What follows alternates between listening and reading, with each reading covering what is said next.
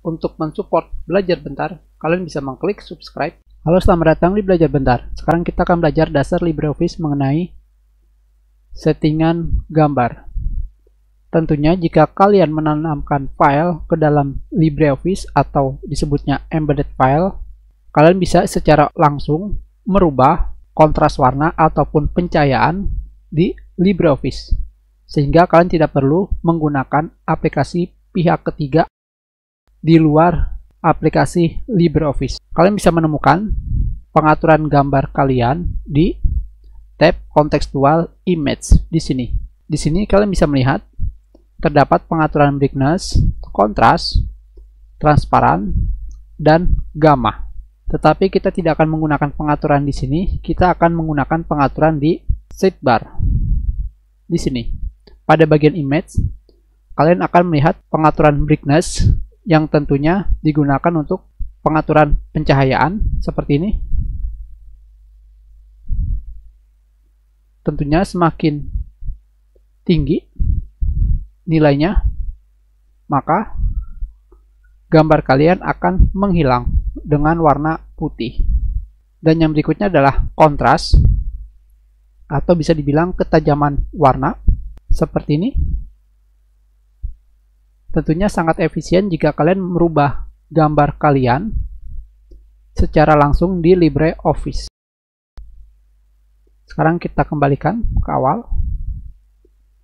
Kalian juga bisa memilih mode warna. Di sini mode warnanya adalah grayscale atau abu-abu, black and white, hitam putih,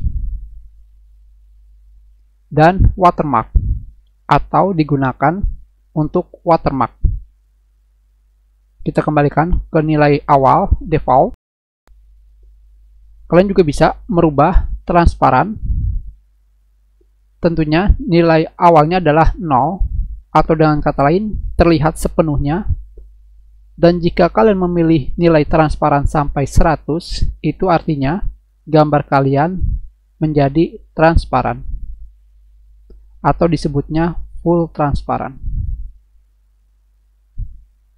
Kita kembalikan. Dan yang berikutnya adalah pengaturan warna. Untuk pengaturan warna terdapat warna dasar RGB, red, green, blue. Tentunya jika kalian memilih pengaturan warna merah, secara otomatis warna kalian akan berubah jadi merah.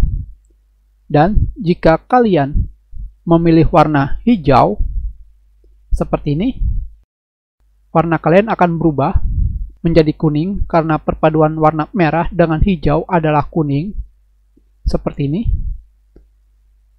Tentunya sekarang kita lihat warna merah kita rubah menjadi 0 seperti ini. Kita gunakan warna biru.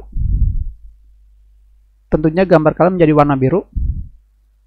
Tetapi jika kalian menggabungkan ketiga warna ini, maka gabungan dari ketiga warna ini akan menjadi warna putih. Itulah kegunaan dari koreksi warna. Kita kembalikan menjadi 0. Yang berikutnya adalah nilai gamma. Nilai gamma digunakan untuk memberikan efek kecerahan pada nilai midtone. Sekarang kita kurangkan nilai gammanya seperti ini.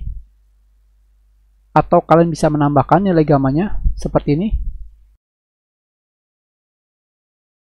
Tentunya di sini kalian bisa memilih settingan yang kalian inginkan.